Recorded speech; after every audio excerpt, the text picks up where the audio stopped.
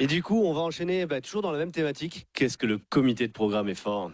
Bravo au comité de programme. Pour enchaîner du coup sur la thématique avec Mergin Maps.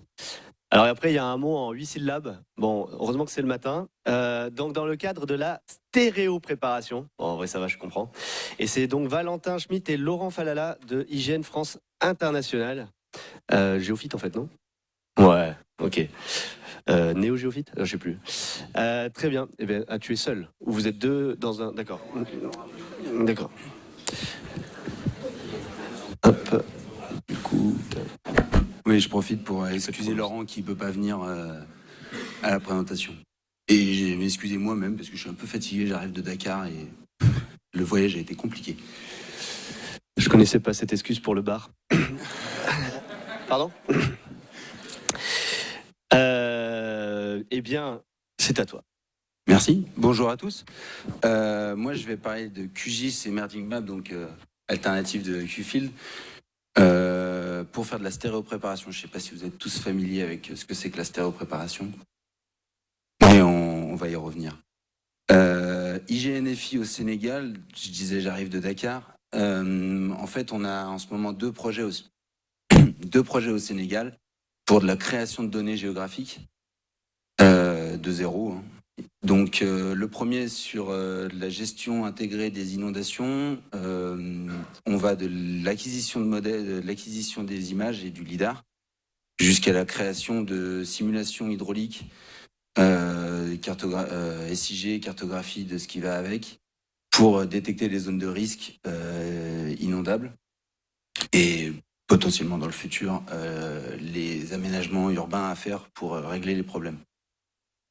C'est un gros projet puisqu'il y a 10 000 km² dispatchés sur cette zone, quelque chose comme ça. En parallèle de ça, on a un deuxième projet, Procasef, projet de sécurité foncière et cadastre.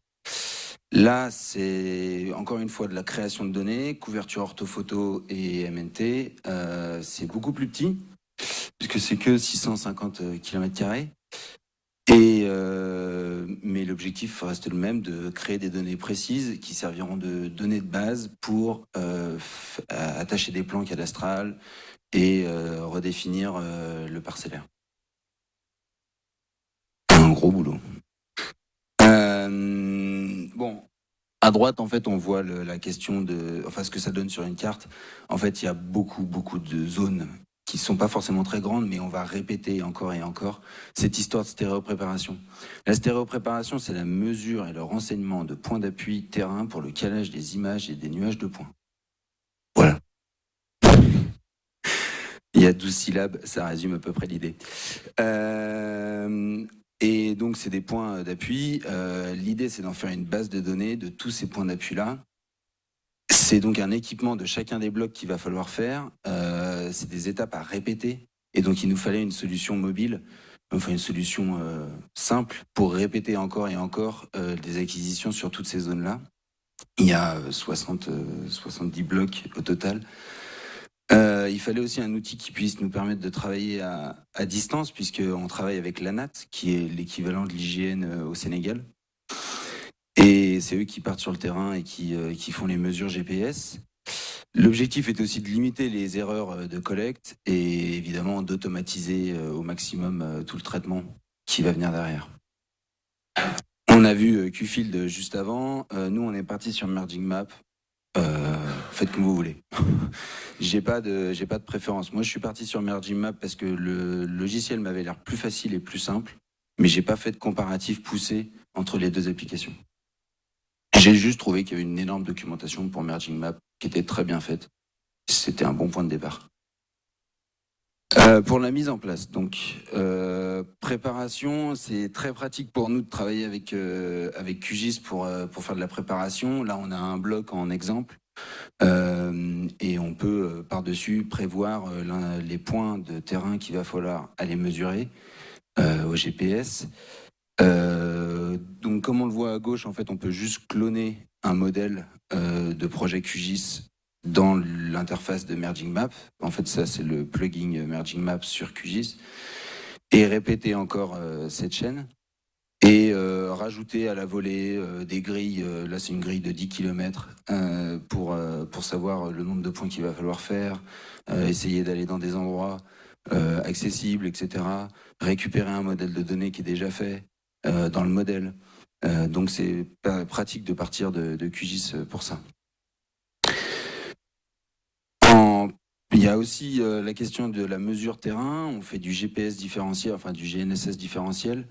Et là, on a un schéma avec des styles qui sont intégrés. Un schéma qui permet de montrer que notre point, on a un indicatif de la base GNSS qu'on va placer, dans quelle direction elle est et à quelle distance on est. On voit un point en bas à gauche qui, lui, est à plus de 30 km. Donc, il apparaît en rouge et on sait qu'il va falloir rajouter une base GNSS à la préparation sur le terrain pour avoir des points cohérents. Voilà pour le GNSS. Et encore une fois, préparation. On fait de la stéréopréparation naturelle. Donc, on ne va pas aller sur le terrain pour mettre des cibles rouges et blanches à peindre sur le terrain. On va juste détecter, aller mesurer sur le terrain des objets qu'on connaît, qu'on peut identifier clairement et qui seront stables. Et donc, il faut donc prévoir ce qu'on a appelé des candidats. Pour chacun des points, on va prévoir 4 candidats. Et on va aller mesurer ces 4 les techniciens vont sur le terrain, ils en mesurent 2 parmi les 4, les 2 meilleurs. Et c'est ça qu'ils vont renseigner, mesurer en GNSS. En parallèle, on avait à droite un suivi avec les thèmes de cartes, les thèmes d'affichage de QGIS. Et en fait, c'est cela qu'on retrouve dans Merging Map, parce qu'en fait, Merging Map fait interface d'un projet QGIS sur un téléphone portable, sur une plateforme Android. On a donc les thèmes qu'on a mis en place, dans lesquels on a des données en ligne, OSM en vecteur ou en raster, pour naviguer tout simplement. On a aussi intégré des données hors ligne. On a une carte 200K qui traîne et un OSM téléchargé en GeoPackage pour les endroits où il n'y a pas de réseau. Et ça arrive souvent. Donc là, ça nous permet de naviguer de ces thèmes de cartes, donc préconfiguration de l'une à l'autre. On a aussi la visualisation du GPS du téléphone intégré à Merging Map pour naviguer jusqu'au point. Donc ça marche aussi. Et on intègre les orthophotos qui, elles, sont hors ligne. Elles sont copiées en filaire sur les téléphones portables pour voir l'image où il va falloir mesurer le point, pour voir si le point est identifiable.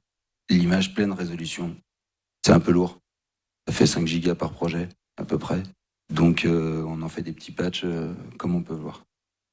Une fois qu'on arrive sur le point, on a juste à cliquer sur le point pour l'éditer et éditer ses attributs.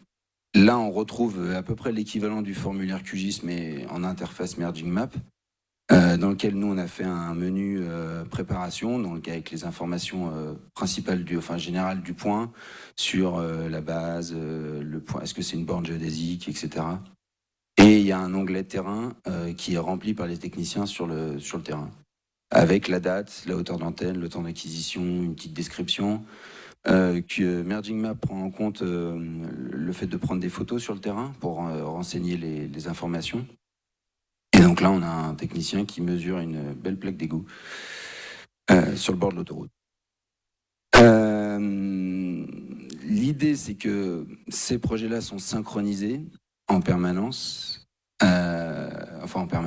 sont synchronisés au clic avec un cloud et donc peut être synchronisé avec un ordinateur parce qu'il y a un technicien au bureau qui, lui, va suivre ce qui se passe.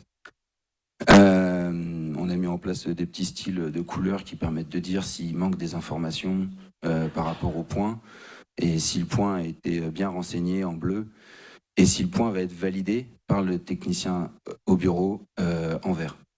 Ça permet aux techniciens au bureau de suivre à peu près en temps réel l'évolution de la mission, vérifier s'il manque des infos et donc s'il en manque, de passer un coup de téléphone pour lui dire attention, il manque une photo à tel endroit. Où la photo est pas claire, elle est floue, est-ce que tu peux retourner la faire? Ou je suis pas sûr que le point que tu as mesuré il soit vraiment intéressant. Voilà. Ça, c'est pour la validation. Et fois que l'émission rentre, on arrive à la liquidation. Donc là, c'est du calcul GNSS en différentiel, assez simple. Et de la création de fiches signalétiques. Tout a été automatisé presque. Le seul truc qui reste à moitié automatisé, c'est les petits schémas qu'il faut scanner et réextraire depuis la fiche terrain à chaque fois. Mais sinon, tout le reste passe par des scripts qui enchaînent et qui permettent de faire des fiches PDF, toutes sur le même standard, toutes pareilles. Et ça va vite. Ça fait du bien. Pour parler de Merging Map en 2 minutes, donc c'est à la fois un plugin sur QGIS, mais qui fait juste de la synchronisation sur un cloud. C'est son intérêt principal. Et après, Merging Map comprend le projet QGIS et permet de le redistribuer sur une application de téléphone. Il y a des gestions de bases de données en GDB, en PostgreSQL, mais en gros, il travaille principalement avec des geopackages. Les médias du type photo acquis sur le terrain sont stockés sur un S3 bucket d'Amazon. Donc, on y reviendra après. Et tout le code de Merging Map est disponible sur GitHub pour mettre en place son propre serveur Merging Map si vous avez carrément des problèmes de diffusion de données. Vous pouvez le faire avec tout le code source sur GitHub.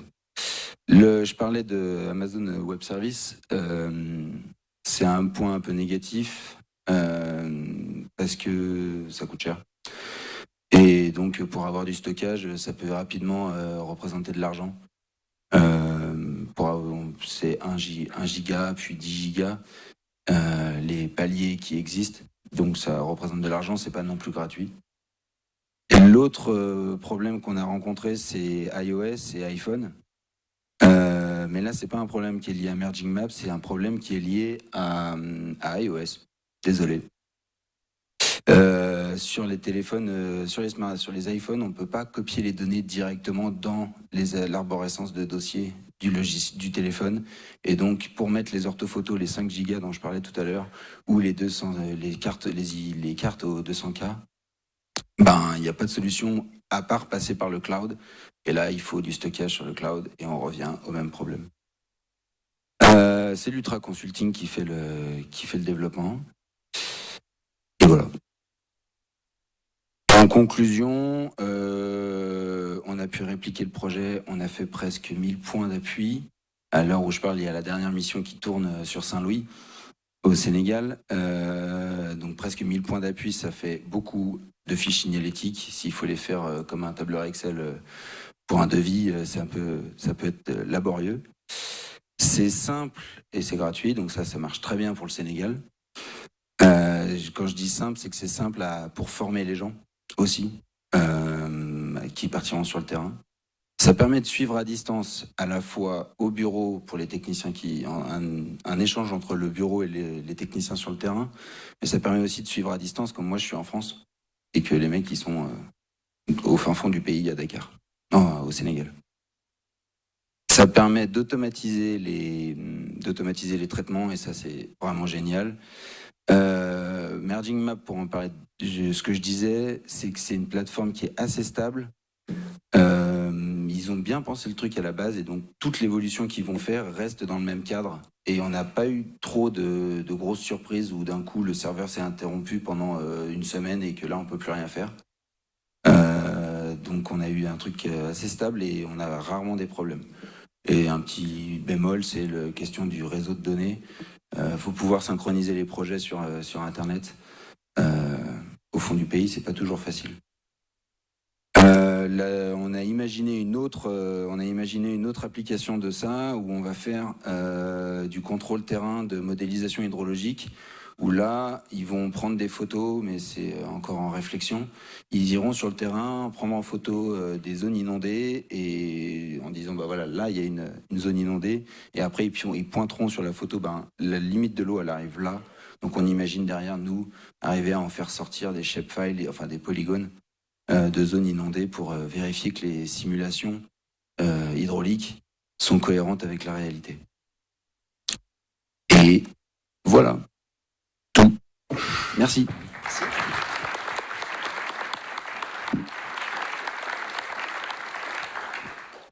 Merci Valentin. Est-ce qu'il y a des questions sur cet usage-là? Est-ce que les... Non, est-ce que... Ah, voilà, je savais. Bonjour Hervé Christol, géomaticien à Clermont Métropole.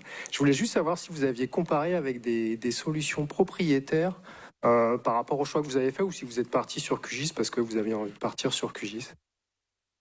Des solutions propriétaires sur téléphone, etc. En fait, on a Ouais, pas c'est eu ça, pour la le temps saisie des solutions payantes, peut-être plus chères, je ne sais pas si vous avez comparé, en fait, c'est ça qui m'intéresse. On n'a pas vraiment fait de comparaison. Moi, j'ai fait de la stéréoprep il y a quelques années dans un autre projet au Bénin où j'ai tout fait à la main. Et j'ai galéré. Donc là, il fallait que je trouve une solution très rapidement parce que je suis arrivé un peu tard sur le projet. Et j'utilise QGIS depuis très longtemps et un collègue m'a parlé de Merging Map. J'ai fait une vague comparaison avec QField. Merging Map m'a paru assez simple à mettre en place et le côté synchronisation était intégré à la solution et ça m'a paru important. Donc non, on n'a pas vraiment fait de comparaison avec les autres.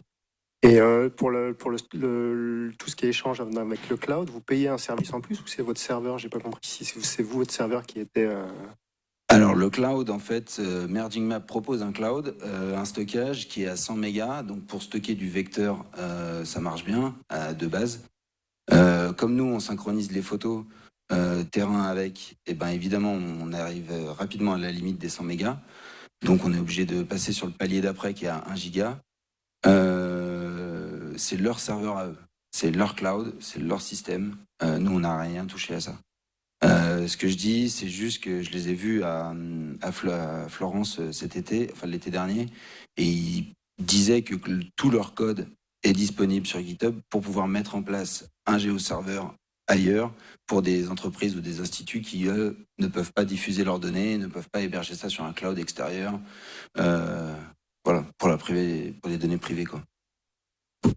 Oui, mais c'est bien parce que tu as a priori répondu à l'autre question. Très bien. Oui, alors Pierre, t'as un temps de parole ou pas? T'es pire que moi en fait, non?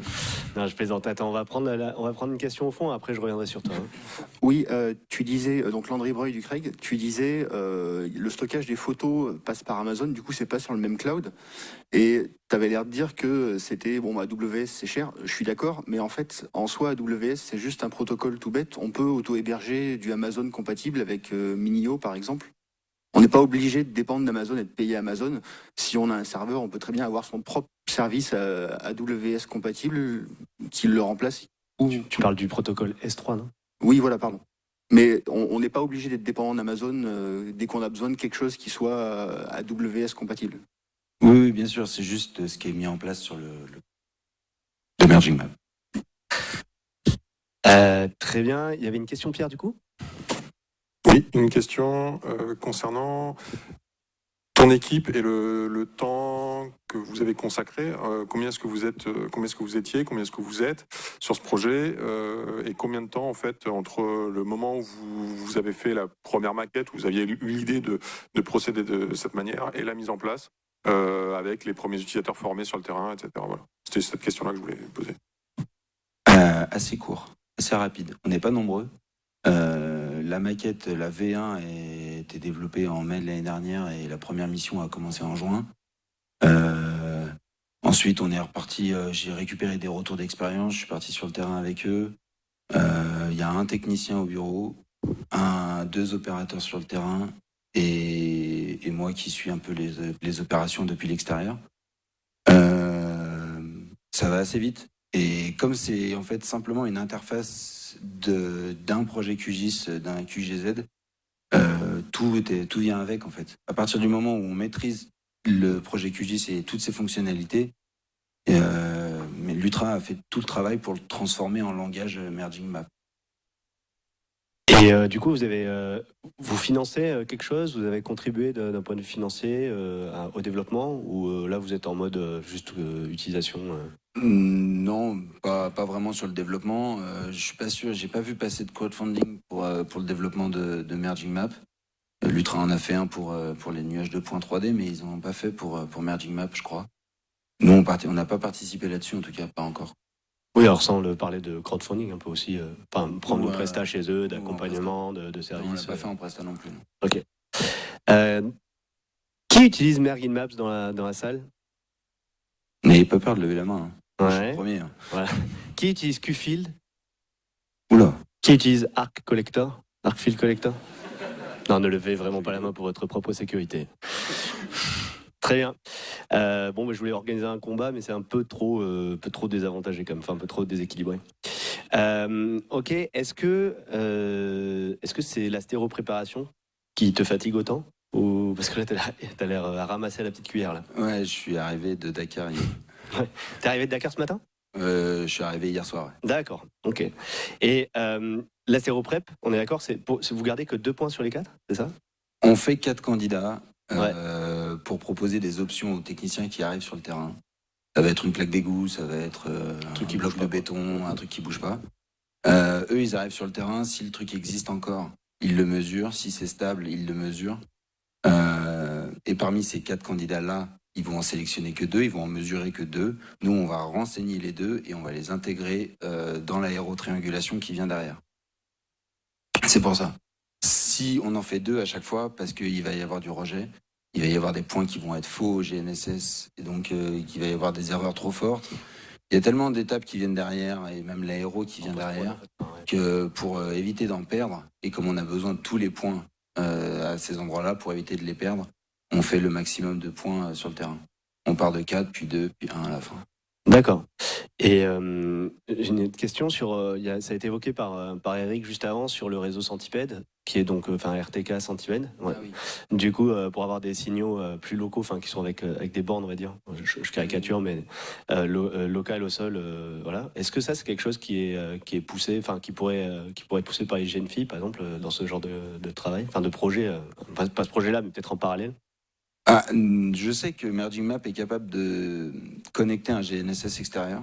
Je sais pas ce que ça peut être, Blue Box ou je sais plus quoi. Ah oui, bien sûr. Ou autre chose. Je sais pas s'il est capable de connecter un Leica ou un Trimble, un GPS de topo.